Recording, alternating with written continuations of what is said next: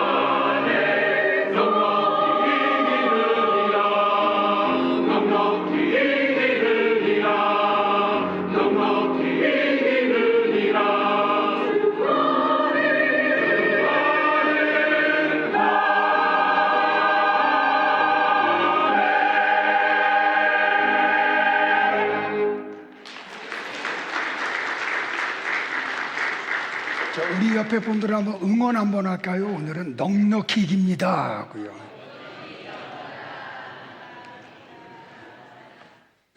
좀 2부에는 말씀에 좀 더 깊이 들어가기 위해서 서론을 다 건너뛸게요. 도입을. 자, 오늘은 모세가 이스라엘 백성들에게 하나님의 말씀을 전하는 가운데 이렇게 이야기하죠. 나와 같은 선지자 하나를 일으키겠다고요. 그래서 오늘은 선지자는 어떤 일을 하는 사람인가? 첫 번째는 그 주제를 가지고 나누고, 두 번째는 그러면 모세가 말한 나와 같은 선지자는 누구를 이야기하는 건가? 그리고 마지막 결론은 그러면 그 선지자와 우리는 무슨 관계가 있는가? 이런 주제를 가지고 오늘 말씀을 같이 나누기를 원합니다. 자, 선지자는 무엇을 하는 사람인가요? 하나님의 말씀을 받아서 그 말씀을 백성들에게 가감 없이 그대로 전하는 사람이 선지자입니다. 그러니까 이 하나님이 주신 말씀을 백성들에게 그대로 전달할 때 백성들에게서 어떤 반응이 나타나는 거하고 관계없이 선지자는 그대로 전해야 됩니다. 상황이 어떻든 그 환경과 말씀이 반대되든 반대되지 않든 선지자는 그대로 전해야 되는 사람입니다. 자, 보세요. 하나님의 속성 가운데 하나가 뭐냐면 하나님은 공의의 하나님입니다. 자, 공의의 하나님은 죄 앞에서는 진노를 합니다. 그러니까 인간들은 다 죄를 범했죠. 그래서 공의의 하나님 앞에 나아갈 수가 없어요. 왜? 죄를 지은 인간이 공의의 하나님 앞에 나아가면 거기서 죽어야 돼요. 왜? 하나님의 속성이 그렇게 돼요. 그래서 백성들은 하나님 앞에 나아갈 수가 없어요. 근데 말씀이 없으면 살 수가 없죠. 그래서 하나님이 어떻게 하시냐면 하나님이 백성들 사이에다가 선지자를 세워놓고 선지자에게 백성들에게 할 말을 줘요. 그러면 백성들에게 선지자가 가서 전해요. 그 이유는 하나님이 나타나시면 백성들은 다 죽으니까. 자, 출애굽기 20장 18절과 19절에서 이스라엘 백성들이 이렇게 이야기하죠. 뭇 백성이 우레와 번개와 나팔 소리와 산의 연기를 본지라. 이 앞에 나는 이런 현상들은 하나님의 임재를 표현하는 방법이죠. 그러니까 쉽게 이야기하면 하나님이 이스라엘 가운데 임재하셨고 그 임재하는 하나님을 이스라엘 백성들이 본 거예요. 자, 보세요. 이스라엘 백성들이 하나님을 볼 때에 떨며 멀리 서서 모세에게 부탁을 해요. 당신이 우리에게 말씀하소서 우리가 들으리이다. 하나님이 우리에게 말씀하시지 말게 하소서 우리가 죽을까 하나이다. 그래서 하나님이 직접 이스라엘 백성들에게 말씀하지 않으세요. 그래서 선지자를 세워서 말씀을 하는데 여기서 더 중요한 건 뭐냐면 선지자들도 죄인들이죠.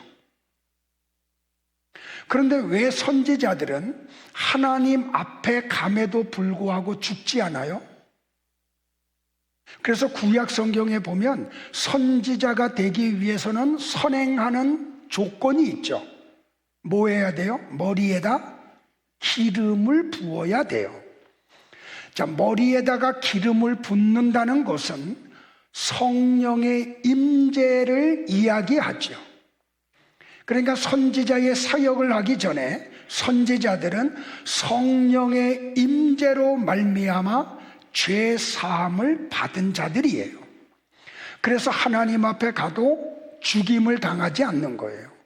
그래서 백성들 사이에 서서 하나님의 말씀을 받고 그것을 가감 없이 그대로 선포하는 사람이 선지자입니다.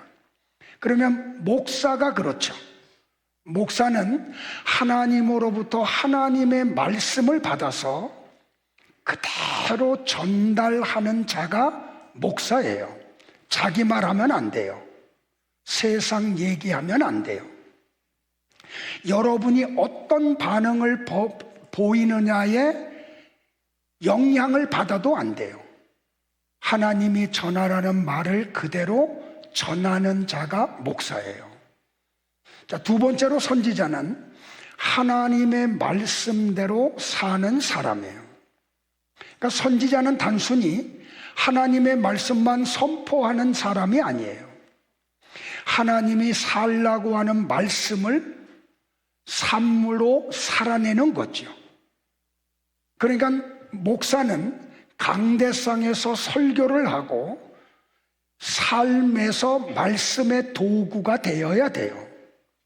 그래서 목사도 똑같이 가정에 가면 자기 아내를 예수님이 교회를 위해서 사랑한 것 같이 사랑해야 되고, 가정에 가면 자녀들을 주의 교양과 훈계로 양육을 해야지 돼요. 왜? 하나님의 말씀을 살아내야 되는 자들이기 때문에. 근데 여러분들 보세요. 성경에 보면은 하나님의 말씀대로 사는 게 쉬워요, 어려워요? 어려운 것도 맞고 쉬운 것도 맞아요.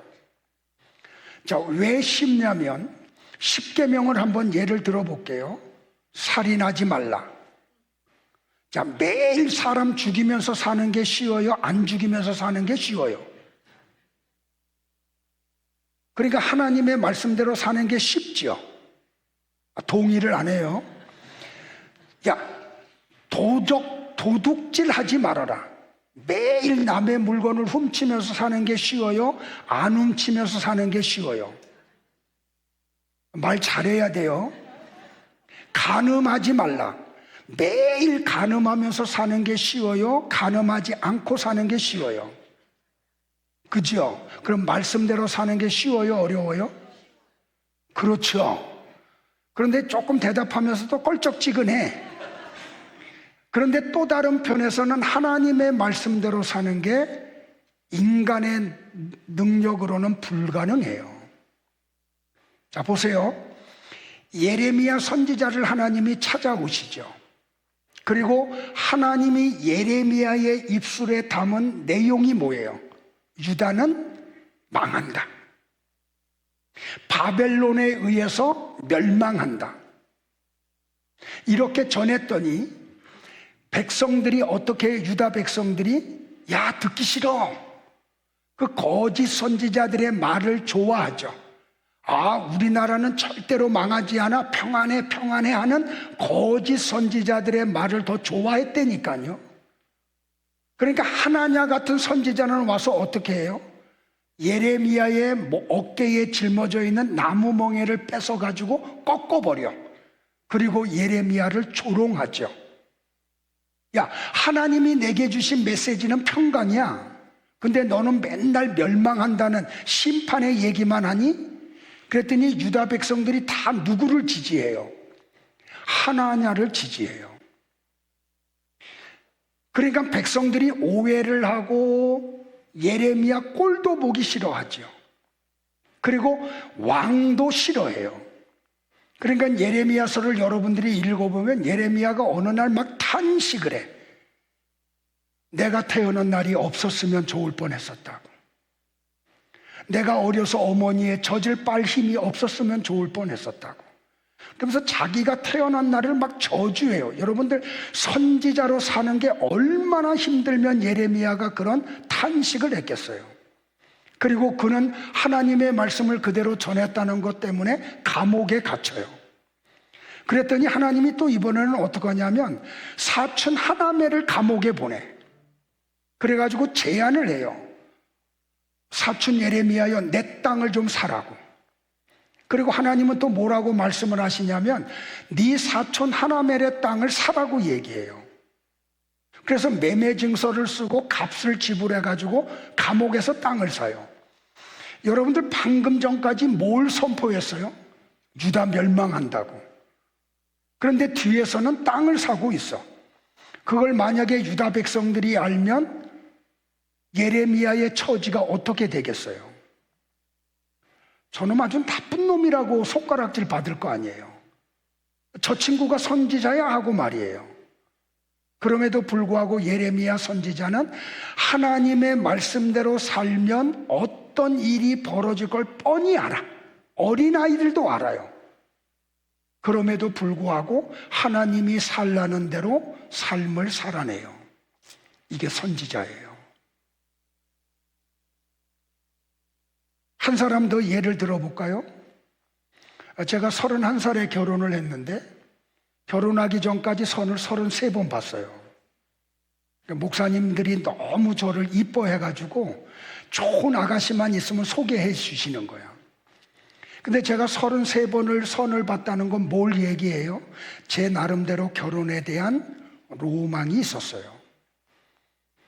내가 한 여자를 만나서 한 번밖에 결혼을 못 하는데 그래도 약간은 얼굴은 그래도 좀 볼만하고 좀 몸매도 그렇고 좀 공부도 좀 했고 거기다가 신앙도 좀 있고 착하고 그런 어떤 로망이 있잖아요, 여러분들.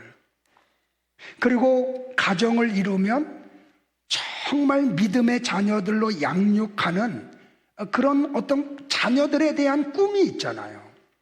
호세아 선지자는 그 꿈이 없었을까요? 사람인데. 근데 오늘날 하나님이 호세아에게 오셔가지고 이렇게 이야기해요. 호세아야, 이스라엘에 소문난 여자 있지. 누구요? 야, 있잖아. 음탕하기로 소문난 여자. 고멜이라는 여자. 너 그 여자 찾아가서 프로포즈해. 그리고 결혼식을 올려. 부부가 돼. 여러분들, 오늘 하나님이 나와 여러분에게 이런 걸 요구하면 그냥 주저없이 그렇게 할 수 있는 남자들이 과연 여기에 계실까요? 그런데 호세아는 하나님의 말씀대로 고멜을 찾아가고 프로포즈를 하고 결혼식을 해서 부부가 돼요. 그리고 이남 일녀를 낳아요. 근데 하나님이 이름을 다 지어주시는데 저주받을 이름을 지어줘요. 근데 그 이름을 그대로 자기 아들들과 딸의 이름으로 삼아요. 이게 선지자예요. 이게 목사고요. 이게 성도예요. 우리는 자꾸 세상적으로 좋은 것을 생각을 하거든요.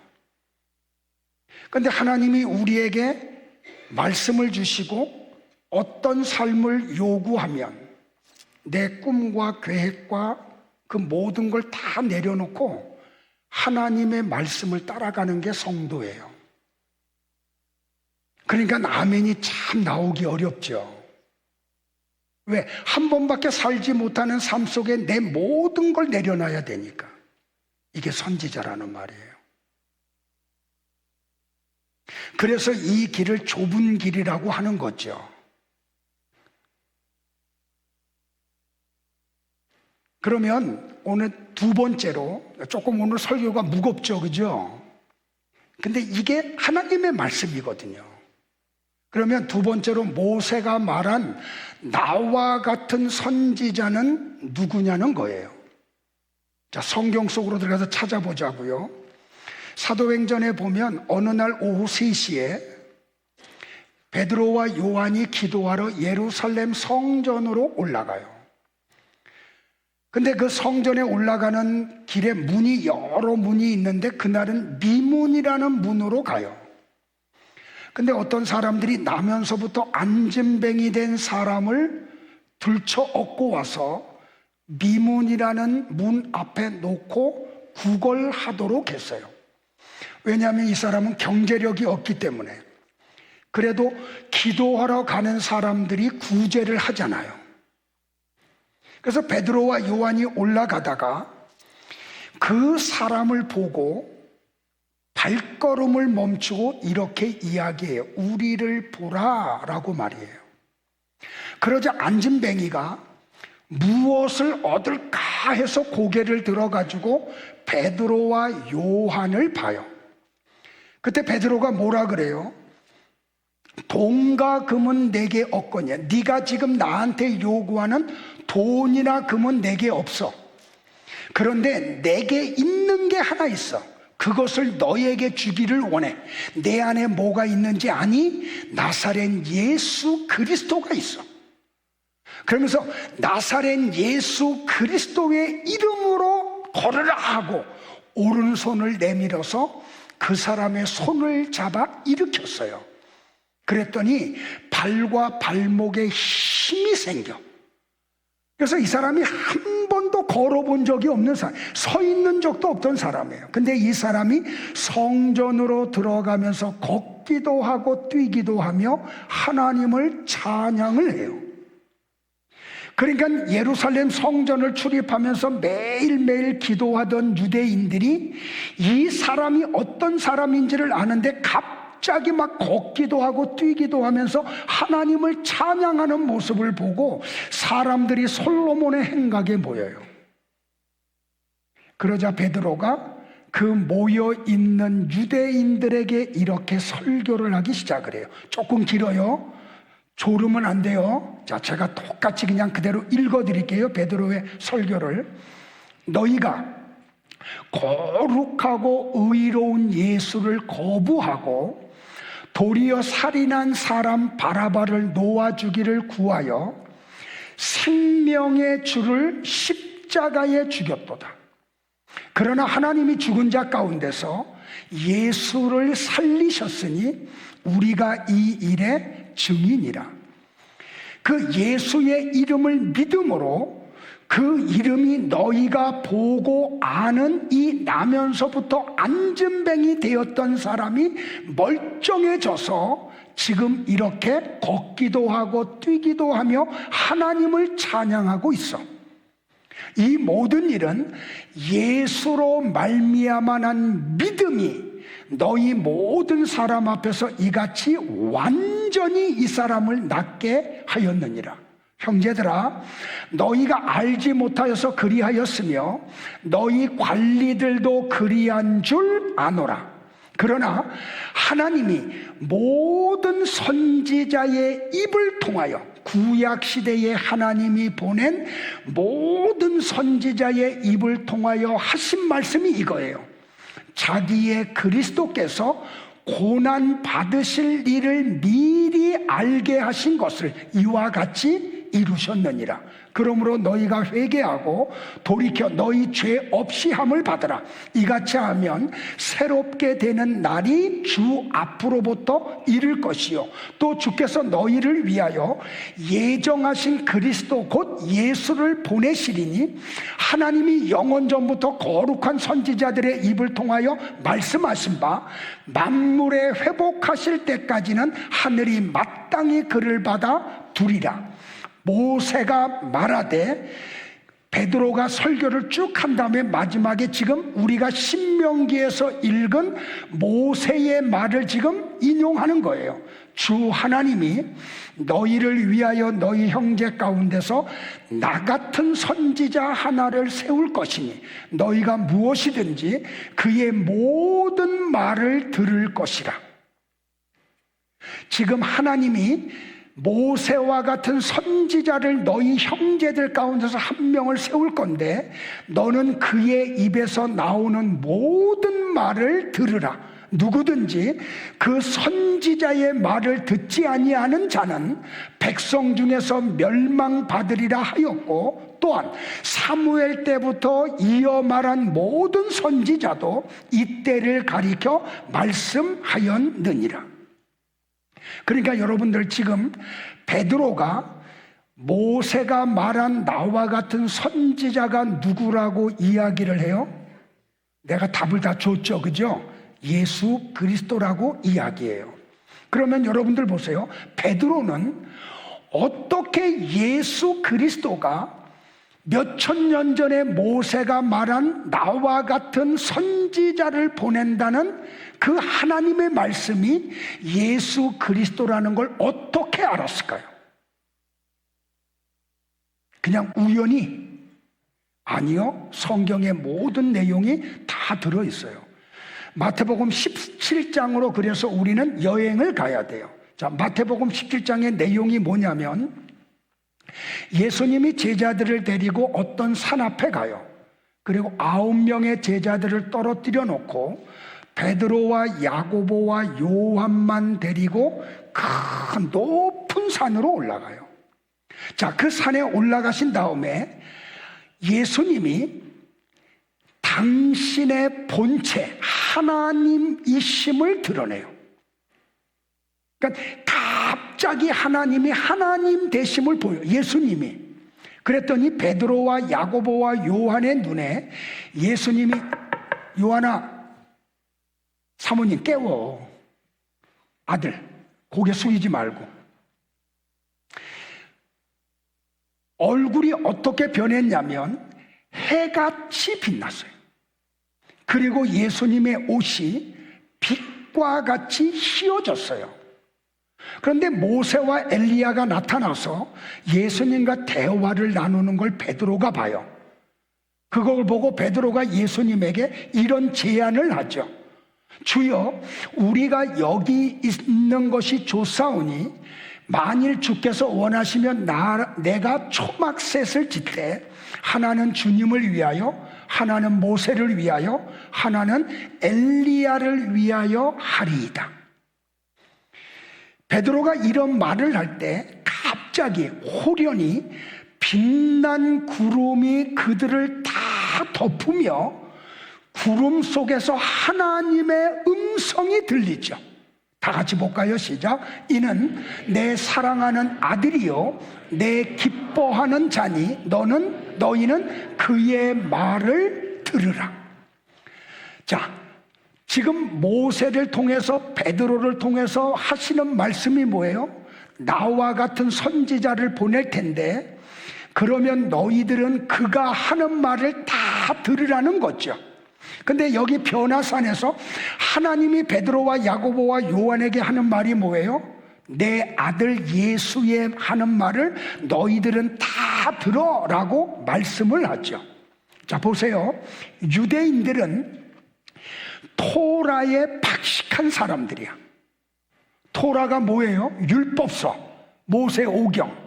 그러니까 창세기, 출애굽기, 레위기, 민수기, 신명기에 대해서 유대인들은 박식한 자들이에요. 그런데 신명기서에 하나님이 모세를 통하여 뭐라고 말했다고요? 내가 나와 같은 선지자를 너희 형제 중에서 뽑아서 보낼 거야 라고 말씀을 하셨죠. 그러니까 베드로는 그 신명기에서 하나님이 하신 말씀이 뭔지를 잘 알고 있었어요. 유대인들도 알고 있었어요. 그래서 유대인들은 모세가 말한 나와 같은 선지자가 언제 올까 하고 오매불망 기다리고 있었어요. 그런데 말라기의 예언이 끝나고 난 다음에 400여 년 만에 세례 요한이 빈들에 나타나서 회개하라 천국이 가까웠다고 외치면서 회개의 세례를 베푸니까 수도 없는 사람들이 몰려와요. 그 모습을 지켜봤던 바리새인들이 자기들이 와서 직접 물어보지는 못하고 창피하니까 사람들을 보내서 세례 요한에게 이렇게 질문을 던져요. 네가 신명기에서 모세를 통해서 말한 그 선지자냐? 하고요. 요한복음 1장 21절에 나와요. 이렇게 유대인들은 모세를 통하여 말씀하신 나와 같은 선지자를 기다리고 있었다니까요. 자, 요한복음 또 6장에 가면 예수님이 오병이어의 표적을 행하세요. 그 표적에 참여했던 사람들이 그 표적을 보고 예수님을 가리켜서 요한복음 6장 14절에서 이렇게 이야기해요. 이 오병이어의 표적을 행하신 나사렛 예수는 참으로 세상에 오실 그 선지자다. 모세가 신명기에서 말한 바로 그 선지자가 예수 그리스도라고 이야기를 해요. 그럼 여기서 우리는 뭘 발견해요? 모세를 통하여 말씀하신 오리라 한 그 선지자는 예수 그리스도임을 아시겠죠? 안다는 건지 모른다는 건지 반응을 좀 보여주셔야죠. 자, 그러면 여기서 중요한 얘기, 예수님이 오셔서 나와 여러분에게 하신 말씀이 뭘까요? 그분이 무슨 일을 하고 가셨나요? 여러분은 여기에 관심을 가지셔야 돼요. 그리고 알아내셔야 돼요. 자, 보세요, 여러분들. 바울은 에베소 교회 성도들에게 편지를 써서 보내면서 한 가지 비밀을 가르쳐줘요. 그 비밀이 뭐냐면 선지자들이 선포한 말씀 위에 교회가 세워졌다고 이야기해요. 자, 성경을 같이 볼까요? 시작. 너희는 사도들과 선지자들의 터 위에 세우심을 입은 자라. 그리스도 예수께서 친히 모퉁이 돌이 되셨느니라. 그의 안에서 건물마다 서로 연결하여 주 안에서 성전이 되어가고 너희도 성령 안에서 하나님이 거하실 처소가 되기 위하여 그리스도 예수 안에서 함께 지어져 가느니라. 자, 지금 바울이 무슨 이야기 하냐면 너희 교회, 에베소 교회, 그 에베소 교회 성도인 너희들이 어떻게 에베소 교회가 세워진지 아니하고 얘기해요. 그거는 사도들과 선지자들이 선포한 말씀 위에 세워졌어 라고 얘기해요. 그러면서 뭐라고 이야기해요? 그 선지자인 그리스도 예수는 친히 모퉁이 돌이 되었어. 어떤 모퉁이 돌? 교회의 기초가 되는 모퉁이 돌이 되었다고 이야기를 해요. 여러분들 보세요. 유대인들은 모퉁이 돌을 세워놓고 그 위에 돌을 쌓아서 건물을 세워요. 그러니까 모퉁이 돌은 건축물의 기초가 되는 거예요. 그러니까 모퉁이 돌이 없으면 건물을 세울 수도 없고 설령 세운다고 해도 그건 오래가지 못해요. 자, 바울이 지금 에베소 교회에다 한 이 말은 구약 성경 시편 118편 22절과 23절을 인용한 거예요. 자, 지금 알아듣는 거죠? 네. 자, 시편 같이 볼까요? 시작. 건축자가 버린 돌이 집 모퉁이의 머릿돌이 되었나니 이는 여호와께서 행하신 것이요 우리 눈에 기이한 바로다. 자, 솔로몬이 예루살렘 성전을 건축할 때 건축자가 버린 돌이 굴러와서 모퉁이 돌이 되었고 그 위에 성전이 지어졌다는 거예요. 잘 들으셔야 돼요, 여러분들. 건축자가 누구예요? 솔로몬. 교회를 세우시는 분이 누구예요? 하나님이시죠. 그 하나님이 그냥 돌 하나를 버려. 그 버림을 받은 돌이 누구예요? 아들 예수. 건축자인 아버지가 버린 돌인 예수가 교회의 기초라는 말이에요. 그러면 이거는 우연히 된 일이 아니죠. 그냥 우연히 돌이 굴러와가지고 모퉁이 돌이 된 게 아니라는 말이에요. 건축주의 의도에 의해서 그 일이 되어진 거라고요. 그러니까 나와 여러분들이 우연히 예수 믿은 거 아니야. 우연히 파주까지 오고 우리 교회에 온 거 아니에요. 지금 대한민국의 교회가 6만 개가 넘는데, 저 집사님 부부 지금 어저께 제가 신방을 했거든요. 내년이면은 저 어디 연천으로 이사를 간대. 그래서 둘이 하는 얘기예요. 교회를 찾아야 된다고, 연천에서. 근데 자기들끼리 하는 얘기예요. 그런데 찾을 수가 없겠다고. 그래서 여기까지 또 와야 된대요. 아무리 둘러봐도 이런 말씀 선포가 없다는 거예요. 아멘도 안 해. 여러분들 보세요. 그런데 그 모습이 사람들의 눈에는 기이하게 보이는 거예요. 그러니까 예수님은 자신이 모퉁이 돌이 되시고 유대인들의 박해를 받아 죽을 것을 지금 얘기하고 있는 거죠. 왜? 예수님이 죽어야 신부들, 성도들이 탄생하잖아요. 창세기 2장 가지고 얘기했잖아요. 아담을 깊이 잠들게 하고 그의 갈비뼈를 취해서 여자를 만들었다고. 그거는 뭐라고요? 에베소서 5장 가서 읽어보세요. 바울이 그러자. 이거는 큰 비밀이라고. 그러면서 뭐라? 이거는 교회와 그리스도에 대한 거라고. 그러니까 예수님이 십자가에서 죽으심으로 이 땅의 신부들, 성도들, 교회가 탄생하는 걸 얘기해요.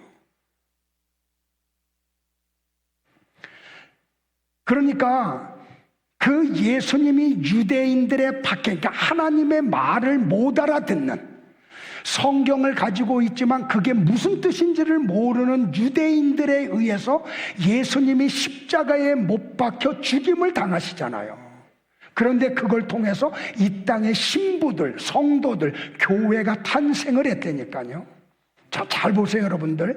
예수님이 그 예루살렘 성전의 실체로 성전에 들어갔죠. 그 예루살렘 성전은 모형이고 그림자잖아요. 그 실체이신 주님이 들어갔는데 그 안에 있는 제사장들, 서기관들, 장로들, 돈 바꾸는 자들, 짐승 파는 자들이 못 알아봐요. 그러니까 주님이 어떻게 해요, 여러분들? 들어가시자마자 매매하는 자들을 다 쫓아내. 그리고 돈 바꾸는 자들의 상을 둘러 엎어버려요. 비둘기 파는 자들의 의자를 다 깨뜨려버려. 여러분들 잘 보세요. 세상적인 윤리와 도덕적인 기준으로 보면 예수님이 지금 하는 행위는 비방받아야 마땅한 일이죠. 영적인 의미를 모르면, 하나님의 말씀의 뜻이 뭔지를 모르면.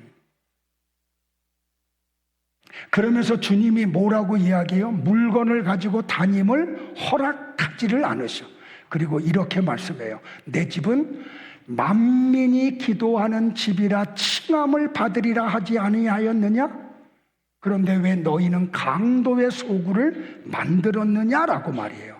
그러자 대제사장들과 장로들과 서기관들이 예수님에게 따지면서 물어봐요. 왜? 지금 예루살렘 성전 안에서 이런 행위를 통하여 금전적 이득을 취하고 있었거든요, 그들이. 근데 그게 그냥 다 부정되니까, 그거는 하나님과 관계없는 일이 돼버리니까. 그래서 예수님을 찾아와서 공개적인 데서 이렇게 질문을 던져요. 너는 도대체 무슨 권위로 지금 같은 일을 하니? 너는 도대체 무슨 권위를 가지고 이런 말을 해? 하고 따져요. 그러자 주님이 되물어 보죠. 야, 세례 요한의 세례가 하나님으로부터 왔니? 사람으로부터 왔니? 하고요. 너희들이 거기에 대해서 답변을 하면 나도 무슨 권위로 이런 일을 했는지를 이야기해 줄게라고 말이에요. 그런데 그들이 대답을 못해요. 왜? 세례 요한의 세례가 하늘로부터 왔다라고 하면 예수님이 뻔한 얘기할 거. 왜 그러면 너희들은 세례 요한한테 가서 회개의 세례를 안 받았어? 하고 지적을 받을 거 아니에요. 그러니까 대답을 못해. 그럼 사람으로부터 왔다라고 얘기를 하면 모든 사람들이 세례 요한을 선지자로 알고 있어요. 그러면 백성이 두려워서 사람으로부터 온 거라고도 대답을 못해요. 그래서 아무 말도 못하니까 주님이 뭐라 그래요? 나도 무슨 권세로 이런 일을 행했는지 너희들한테 가르쳐주지 않을 거야. 여러분들 보세요. 대제사장이고 서기관들이고 장로들인데 주님이 그들에게 말씀을 주지 않아요. 말씀을 깨닫게 하지 않으세요. 이걸 지금 우리에게로 가져오면 뭐가 돼요? 목사들과 장로들과 교회의 중직자들이 성경을 몰라. 그런데 주님이 깨닫게 해주지를 않으셔. 이게 저주예요, 여러분들.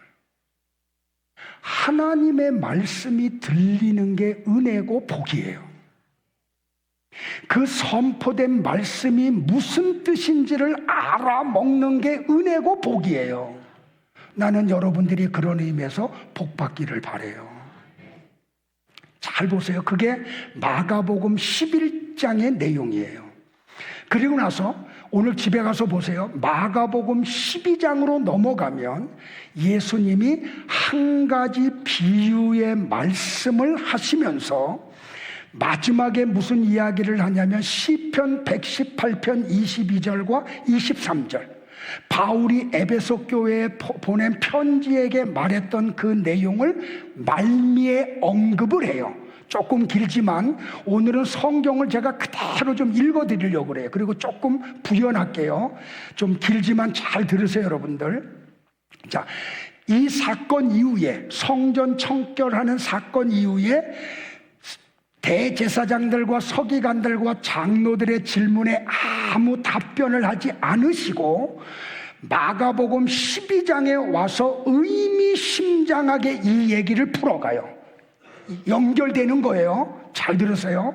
한 사람이 포도원을 만들어 산울타리로 두르고 집자는 틀을 만들고 망대를 지어서 농부들에게 쇠로 주고 타국에 갔더니 때가 이름에 농부들에게 포도원 소출 얼마를 받으려고 한 종을 보내니 그들이 종을 잡아 때리고 거저 보내었거늘 다시 다른 종을 보내니 그의 머리에 상처를 내고 능욕하였거늘 또 다른 종을 보내니 그들이 그를 죽이고 또 그 외 많은 종들도 더러는 때리고 더러는 죽인지라. 이제 한 사람이 남았으니 곧 그가 사랑하는 아들이라 최후로 이를 보내며 이르되 내 아들은 존대하리라 하였더니 그 농부들이 서로 말하되 이는 상속자니 자 죽이자. 그러면 그 유산이 우리 것이 되리라 하고 이에 잡아 죽여 포도원 밖에 내던느니라.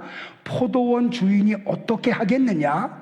와서 그 농부들을 진멸하고 포도원을 다른 사람들에게 주리라. 너희가 성경에 건축자들이 버린 돌이 모퉁이의 머릿돌이 되었나니 이것은 주로 말미암아 된 것이요 우리 눈에 놀랍도다 함을 읽어보지도 못하였느냐? 지금 누구 얘기예요, 여러분들? 예수님이 지금 얘기한 거라니까요. 자, 조금 풀어드릴게요. 여기에 포도원 주인은 누구예요? 하나님. 그 농부들은 누구예요? 이스라엘 백성들. 아주 협의적으로 얘기하면. 그러면 그 하나님이 보낸 종들은 누구예요? 선지자들. 아들은 누구예요? 예수님. 지금 요걸 알고 들으셔야 돼요, 여러분들. 그러면 지금 종들을 죽이고 아들까지 죽이니까 포도원 주인이 뭐라고 이야기해요? 그래, 그 농부들을 다 없애버리고 이 포도원은 다른 농부들에게 주겠다고 말씀을 하시죠. 그러면서 시편 118편 22절과 23절을 마지막에 그 이야기를 붙이고 있어요. 잘 들으세요. 자, 여기서 농부들이 왜 주인이 보낸 종들을 때리고 거저 보내고 죽이고 아들까지 죽였나요? 왜? 이 농부들이 왜 그랬어요? 잘 들으셔야 돼요, 여러분들. 이 농부들이 땅을 차지할 욕심 때문에 한 게 아니에요.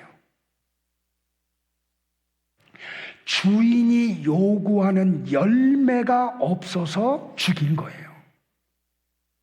자, 이걸 그러면 제가 막 임의대로 해석을 해요?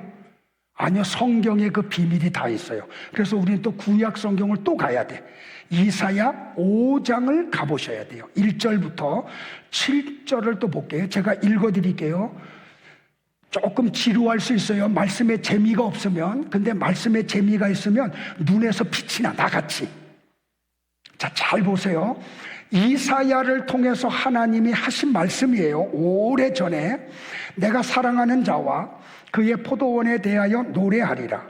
내 사랑하는 자에게는 비옥한 야산에 포도원이 있어 땅을 파서 돌을 없애고 제일 좋은 포도나무를 심었네. 그가 그곳에 망대를 세우며 포도즙 짜는 틀을 만들어 놓고 좋은 포도가 맺기를 기다렸으나 쓸모없는 포도가 맺혔구나. 그래서 내 사랑하는 자가 말한다. 예루살렘과 유다에 사는 사람들아, 너희는 나와 내 포도원 사이를 심판하라. 내가 내 포도원을 위하여 이 이상 더 어떻게 하라는 말인가? 내가 좋은 포도를 기대했는데 어째서 쓸모없는 포도가 맺혔는가? 이제 내가 내 포도원을 어떻게 해야 할지 너희에게 말하겠다. 내가 울타리를 헐어 내 포도원을 짐승에게 짓밟히는 풀밭이 되게 할 것이며, 내가 가지를 치거나 복을 돋우지 않고 찔레나 가시가 그대로 자라게 하여 황무지가 되게 할 것이며, 내가 또 구름에게 비를 내리지 말라고 명령할 것이다. 이스라엘은 전능하신 여호와의 포도원이며 유다 사람은 그가 심은 포도나무이다. 여호와께서는 그들이 공정하고 옳은 일 하기를 바랐으나 그들은 살인을 일삼았으며, 여호와께서 선한 일을 기대하셨으나 고통당하는 자들의 부르짖는 소리뿐이었다. 무슨 말인지 이해돼요, 여러분들? 이건 지금 비유예요, 여러분들. 하나님이 좋은 포도원을 만들고 거기에다가 완벽한 물과 그리고 울타리를 치고 날짐승들로부터 보호를 하고 계세요. 그리고 좋은 포도나무들을 심었어. 농부가 이렇게 할 때는 좋은 포도를 기대했겠죠. 그런데 그들이 쓸모없는 포도만 맺혔어요. 그러니까 하나님은 이 비유로 이스라엘과 유다의 모습을 폭로해 버리는 거죠. 그들은 열매가 있는데 하나님이 원하는 열매가 없었죠. 그래, 고개라도 좀 끄덕끄덕 해주죠. 그래서 하나님이 구약시대에 선지자들을 계속해서 보내잖아요. 아모스를 보내고 요엘을 보내고 호세아를 보내고 예레미야를 보내고, 아멘 할 때까지 한다 내가. 다니엘도 보내고 말라기도 보내고, 그냥 계속 보내니까 어떻게 해요? 그들의 말을 안 들어. 그리고 더 이상 말하지 말라 그래요. 심지어는 죽이기까지 해요. 그래서 하나님이 어떻게 해요? 말라기를 보낸 후에 아들을 보내. 사람의 몸을 입혀서. 그분이 누구라고요? 예수님. 그러자 그들이 뭐라 그래요? 예수님이 오셔서 일갈한 게 뭐예요? 회개하라, 천국이 가까이 왔느니라. 그런데 그들이 열매가 없어. 그러니까 어떻게 해요? 듣기가 싫어. 그래서 어떻게 해? 조롱해요. 그리고 무시해요. 그리고 대들어요. 그러다가 죽여버려요. 그러니까 하나님이 뭐라고 얘기해요? 하나님이 요구하는 열매 없는 이스라엘과 유대인들에게서 복음을 옮겨버리죠. 누구에게? 이방인들에게. 어떤 이방인들? 좋은 포도를 맺어서 하나님 앞에 드릴 이방인들에게. 그 이방인들이 누구예요? 나와 여러분이 되기를 축복을 해요. 그 내용이 어디 나와요? 이사야 27장에 그 내용이 나와요. 자, 2절과 6절을 다 같이 볼까요? 조는 분들이 몇 분 계셔서. 자, 같이 시작. 그날에 여호와께서 아름다운 자기 포도원에 대하여 이렇게 말씀하실 것이다. 나 여호와가 계속 물을 주어 이 포도원을 보살피고 밤낮으로 지켜 아무도 해하지 못하게 하겠다. 나는 이 포도원과 같은 내 백성에게 더 이상 분노하지 않는다. 만일 찔레와 가시가 내 포도원을 괴롭히면 내가 그것을 모조리 태워버릴 것이다. 그러나 내 백성의 원수들이 내 보호를 받으려고 하거든 나를 의지하고 나와 화목하게 하라. 앞으로 이스라엘이 나무처럼 뿌리를 박아 움이 돋고 꽃이 피어 그 열매로 온 세상을 채울 날이 있을 것이다. 그러니까 나는 여러분들에게 이 놀라운 은혜가 있기를 주의 이름으로 축복을 해요. 그래서 이 포도원, 이방인다, 열매를 맺은 그 포도원, 포도나무들에게 하나님이 뭘 준다고요? 물을 준다고요. 물을. 그 물이 뭐예요? 요한복음 4장에 사마리아 여인과의 대화 중에 주님이 뭐라 그래? 네가 주는 물을 먹으면 다시 목마르지만 내가 주는 물을 마시면 너희는 영원히 목마르지 않아. 뭐 얘기해요? 말씀을 얘기해요. 그래서 제가 자꾸 말씀을 강조하는 거예요. 아무리 교회를 오래 다니고 성경을 많이 읽어도 말씀이 들어가지 않으면 아무 소용없어요. 이 말씀 속으로 여러분들이 들어와야 돼요. 이 말씀 속으로 들어와야 돼요. 하나님이 어떤 사람들에게 계속 물을 주겠다고, 말씀을 주겠다고, 그리고 밤낮으로 지켜주겠다고, 찔레와 가시가 너희를 괴롭히니 내가 그걸 다 뽑아서 불태워 버리겠다고, 그래서 너희들로 하여금 움이 돋고 꽃이 피어 좋은 열매를 맺어 온 세상에 채우게 하겠다고. 그게 무슨 말이에요? 여러분을 통해서 말씀이 가정에, 여러분의 사업터에, 그리고 여러분과 관계하는 곳에 말씀으로 가득하게 하겠다는 거예요. 그러니까 여러분들은 가는 곳마다 뭐 해야 돼요? 이 말씀 나눠야 되는 거예요. 자꾸 자기 얘기하지 말고 세상적인 얘기, 셀 모임할 때 여러분들이 정말 해야 될 게 그거예요. 주일날 선포된 말씀이 여러분의 삶 속에서 나타나야 돼. 그리고 그러면서 힘들었던 거, 실패했던 거, 성공했던 것들을 서로 나누는 거예요. 그러면 실패한 성도가 고백이 있으면 그 성도를 위해서 중보기도 하는 거야. 이 성도가 다음에는 말씀대로 승리할 수 있게 해달라고. 잘한 성도가 있으면 응원해 주는 거예요. 잘했다고 격려해 주는 거예요. 칭찬해 주는 거예요. 그게 셀 모임이 돼야 돼요. 어느 식당에 뭐가 맛있더라, 어느 카페가 음악이 좋더라, 이런 거 하지 말고 말이에요, 여러분들. 그러니까 여러분들 뭐가 은혜고 뭐가 복이에요? 하나님의 말씀이 들리는 게 은혜고 복이에요. 이 말씀 속에 들어가는 게요. 그래서 여러분들 1부 예배 드리고 갔다가 또 와. 지금 2부 예배 드리는 몇 분이 지금 그런 분들이 있어요. 이거 한 번 들어서 모르겠다는 거죠. 또 듣겠다는 거죠. 자, 우리 옆에 분들하고 같이 한번 교제해요. 말씀의 사람이 됩시다 하고요.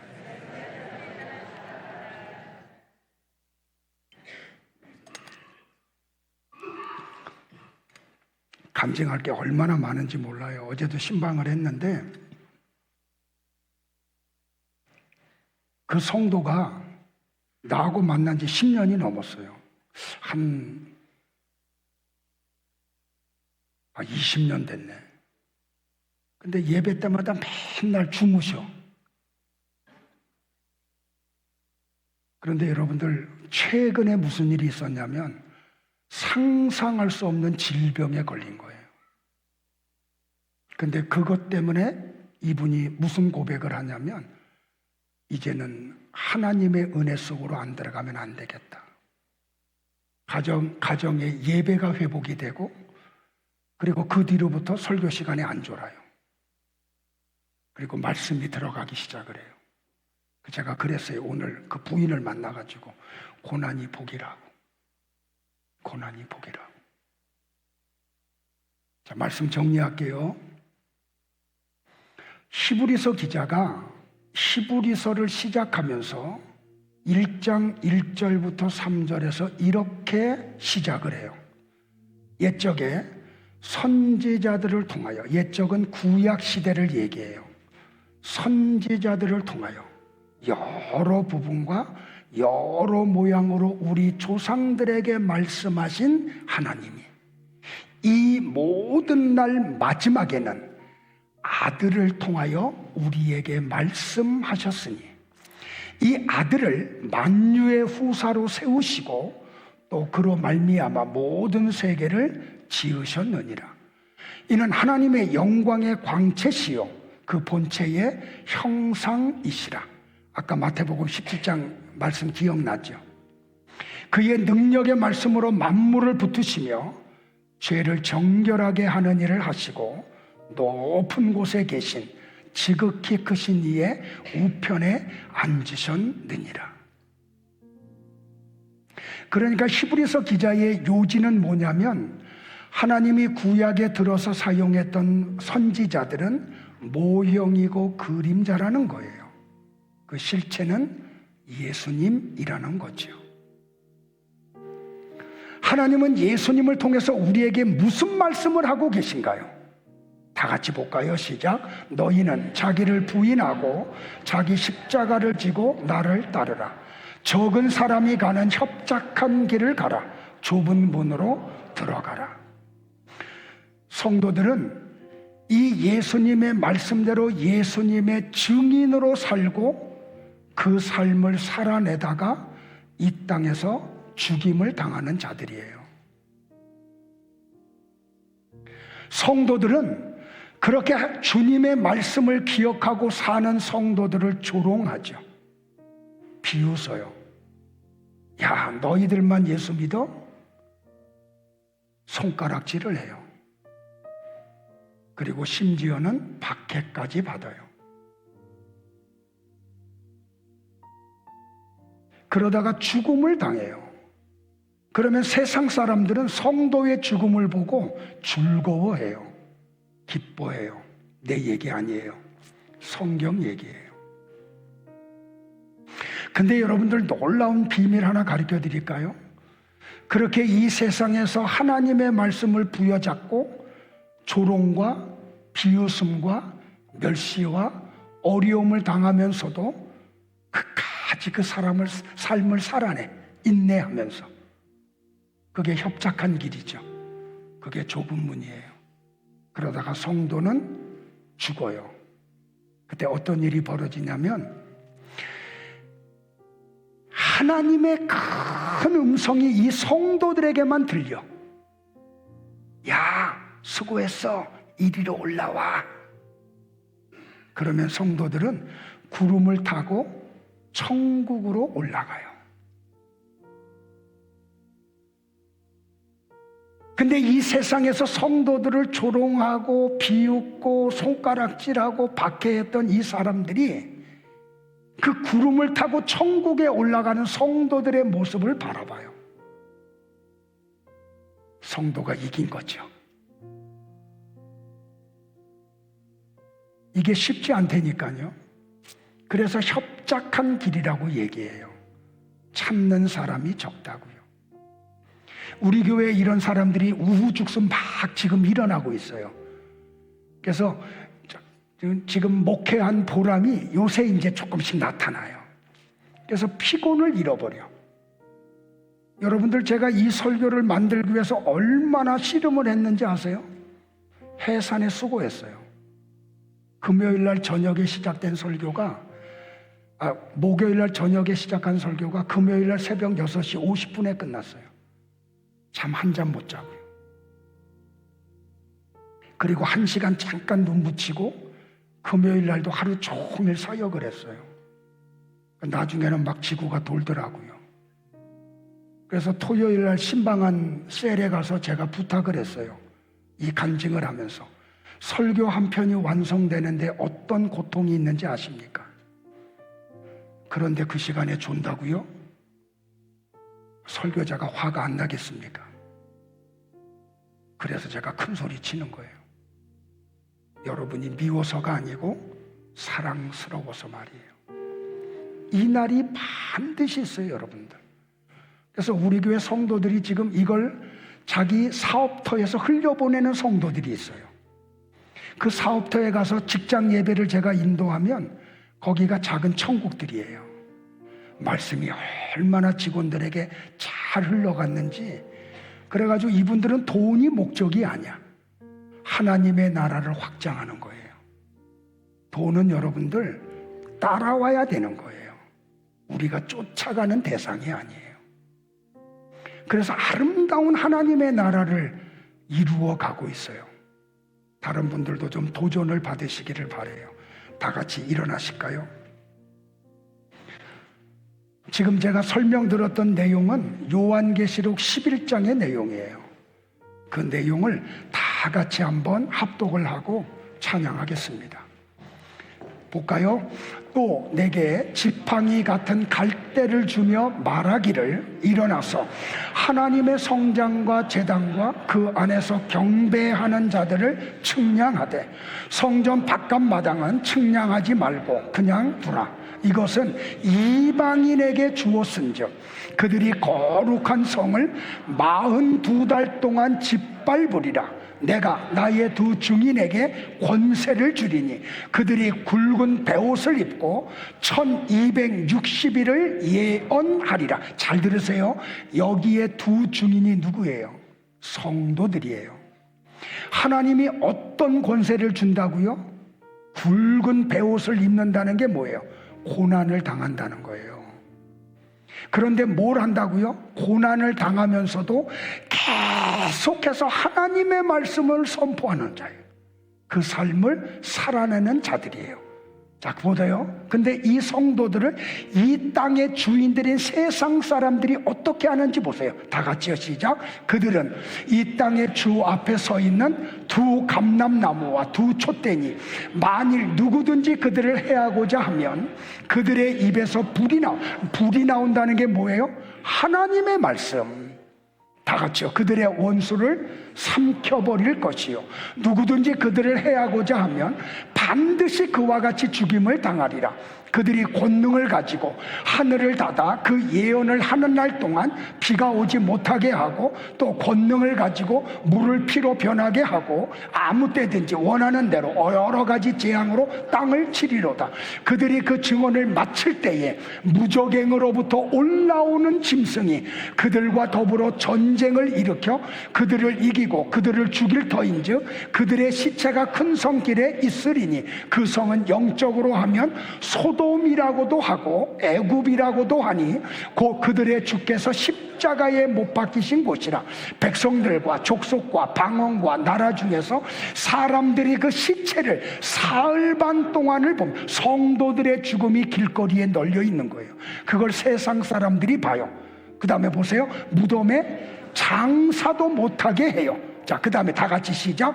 이 두 선지자가 땅에 사는 자들을 괴롭게 함으로 뭘로 괴롭혀요? 말씀으로. 스데반 집사님이 말씀을 하니까 땅에 속한 유대인들이 어떻게 괴로워서 귀를 틀어 막잖아요. 계속해서 소리가 들리니까 때려 죽여버리잖아요. 그거 얘기하는 거예요. 다 같이 시작. 땅에 사는 자들이 그들의 죽임을 즐거워하고 기뻐하여 서로 예물을 보내리라 하더라. 3일 반 후에 하나님께로부터 생기가 그들 속에 들어가며 그들이 발로 일어선 부활을 얘기하죠. 할렐루야. 계속이요, 시작. 구경하는 자들이 크게 두려워하더라.